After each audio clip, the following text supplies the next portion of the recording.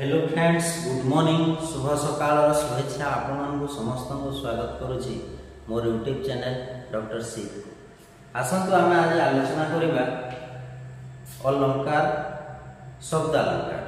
आमे गत वीडियो रे पढितिले अलंकार संबंध रे। अलंकार दुई प्रकार, गोटे शब्द अलंकार आ गोटे अर्थ अलंकार। आज हम देखिबा शब्द अलंकार रो प्रकार। शब्द अलंकार रे हम देखिबा कोन ना अनुप्रास। प्रथम हम देखिबा शब्द अलंकार हम देखिबा प्रथम अनुप्रास अलंकार कोन। देखंतु गोटे प्रथम हम उदाहरण बुझिबा। ए जो उदाहरणटी अछि रामनाथ रायଙ୍କର चिलिका, ए उदाहरण को प्रथम हम लक्ष्य करिबा। कोन देइछि?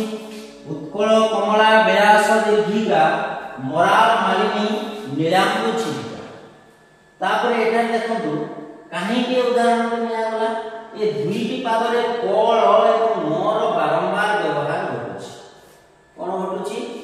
क ल ओ म रो बारंबार व्यवहार होछि।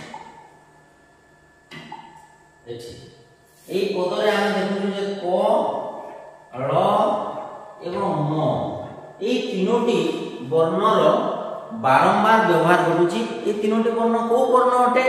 व्यंजन वर्ण अटे। तापर देखंतु आ गोटे एग्जांपल एटी से कहूछि देखि नव कालिका बकालिका मालिका आली कालिका कांत स्मरी रक्षा एमंते करी करिबा मत करी गति की एमंत विचार। ये होछि लावण्यवती रो गोटे पद। एठारे कोन आइछि देखंतु। एठारे हम देखिबा जे एठारे क ल एवं र रो व्यंजन वर्ण रो बारंबार प्रयोग घटिछि।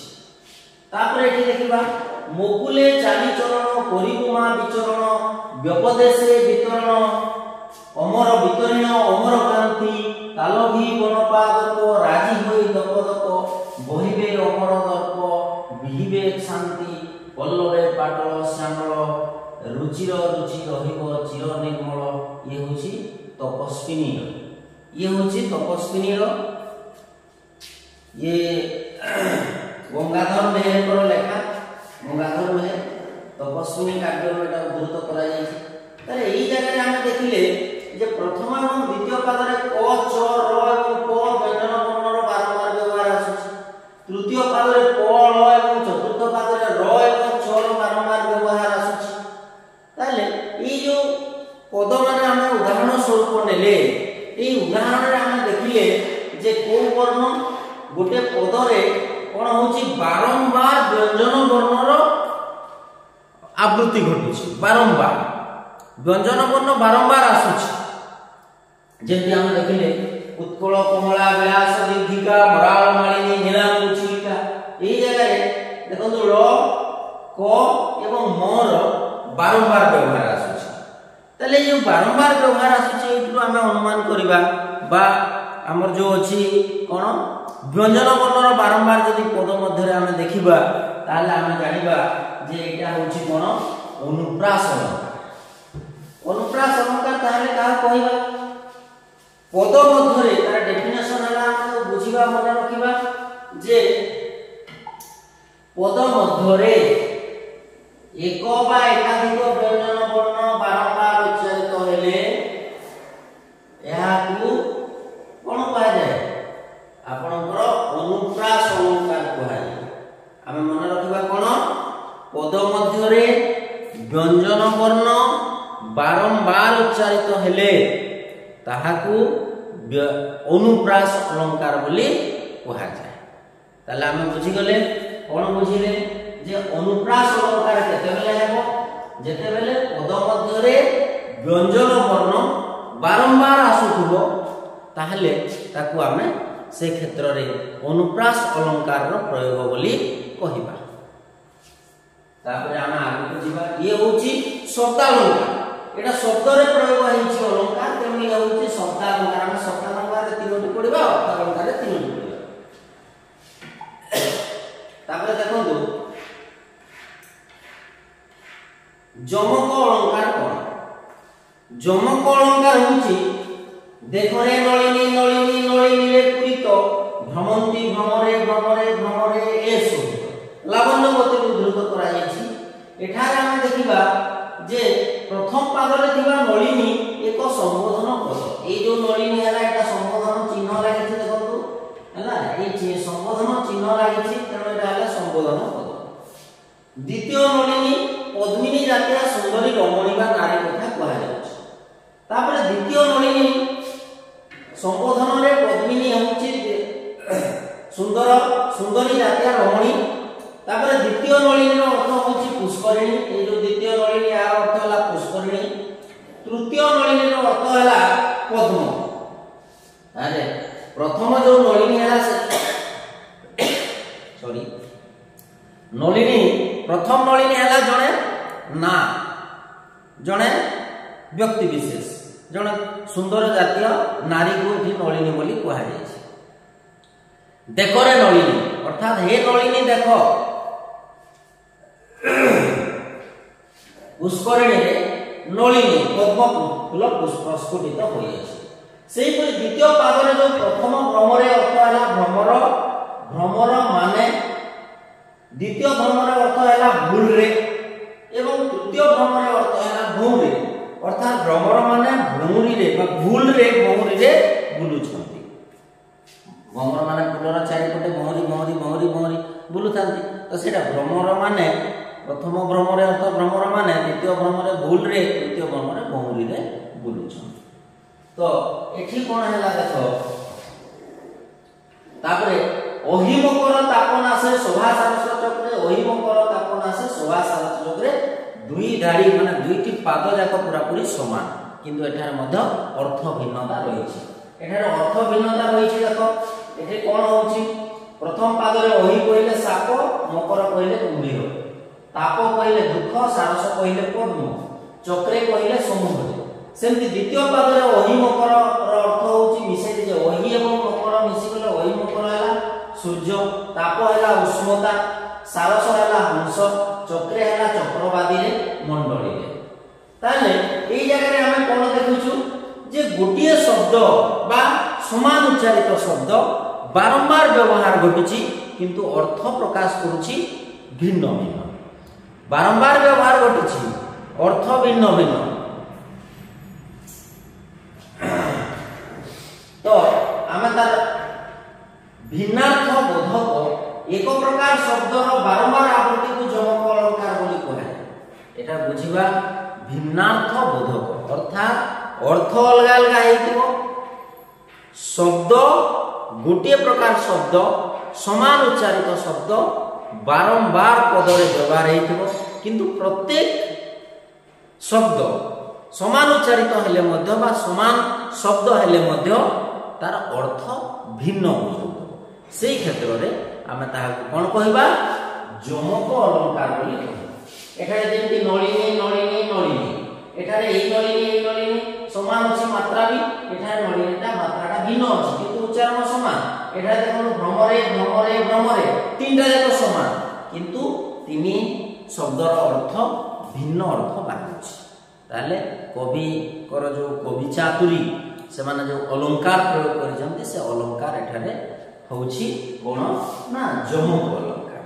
তো আমি জানিলে পদ মধ্যে গোটিয়ে প্রকার শব্দ বা বারম্বার উচ্চারিত হউথবা শব্দ ভিন্ন ভিন্ন অর্থ বহন করুলে সেই জায়গায় আমি তাকে কহিবা কোন যমক অলঙ্কার। বুঝিলা পিলা? তারপরে আমি যা শ্লেষ অলঙ্কার।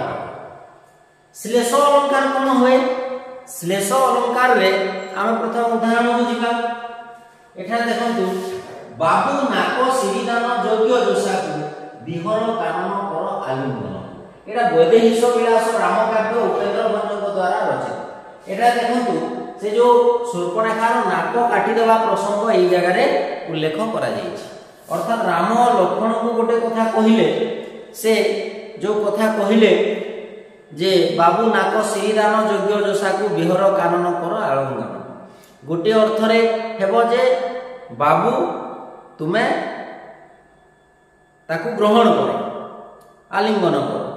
আউ গোটে অর্থরে হেলা যে নাক হচ্ছে সিঁড়ি सौंदर्यर प्रतीक तेणु नाक छेदन आम देखा तार अर्थ केमती बाहर तो बाबू नाक सिरिदान योग्य दशा को विहर कारण कर आलिंगन एठारे प्रथम पादरे थिबा नाक सिरि एवं दान पद दुईटी को श्लिष्ट पद बोली कहा एही पद दुईटी अभंग रूपे दुईटी भिन्न अर्थ प्रकाश करूची प्रथम अर्थ रे नाक सिरि स्वर्ग संपद नाक सिरि माने स्वर्ग संपद तापरे दान देवा अर्थात प्रदान करबा द्वितीय अर्थ रे नाक सिरि गले नाकर सौंदर्य एवं दान अर्थ रे छेदन करबा जोटा कि लक्षण बुझिथिले दा माने देवा बा काटिबा अर्थ रे प्रयोज्य उक्त पद दुईटी खंडित न होई भिन्न भिन्न अर्थ प्रकाश करुतबारु एहाको अभंग श्लेष बोली कहा जाय तापरे द्वितीय पादरे विहर कानन अर्थ कानन रे बा वन रे विहार कर भ्रमण कर तथा आलिंगन कर बुझाउछि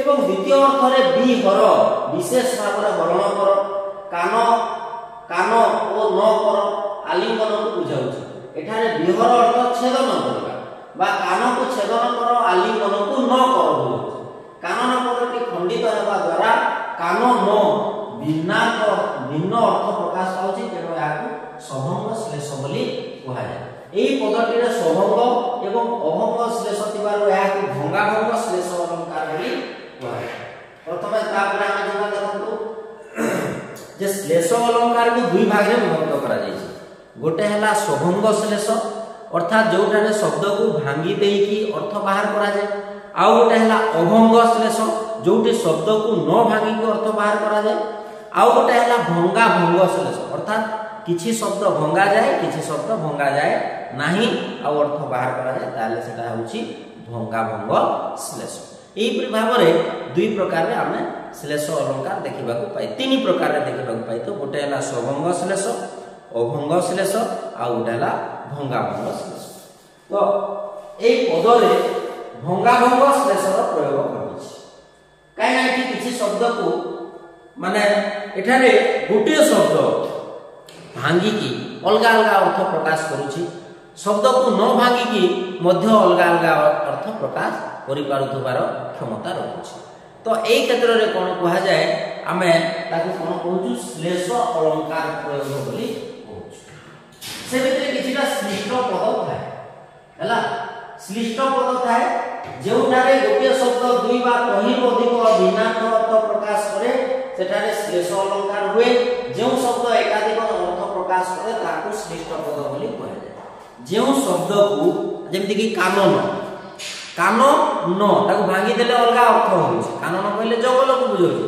कान न तार अलगा अर्थ बुझौछि हैना तो एई जगह रे कोन होउछि नाक सिरि सौंदर्य दान अर्थ रे छेदन करिया हैला तो एई भाव रे कोन होउछि गोटे शब्द भांगी देकी आमे तार भिन्न अर्थ बाहर करूछु आ गोटे शब्द को न भांगी की भिन्न अर्थ बाहर करूछु जेते बेले न भांगी की भिन्न भिन्न अर्थ बाहर जे सेते बेले अभंग जेते बेले भांगी की भिन्न अर्थ बाहर करूछु सेते बेले सभंग आ जेते बेले उभय प्रकार रो व्यवहार गोटे पद रे देखिबा को मिलुछि सेते बेले भंगा भंग बोली कहू अर्थात सभंग भी अछि अभंग भी अछि ताले हम ताको भंगा भंग श्लेष बोली कहू हला आ जो शब्द गुरा को भांगी के अलगा अर्थ बाहर करा जाय से जगह रे हमर ताको श्लिष्ट पद बोली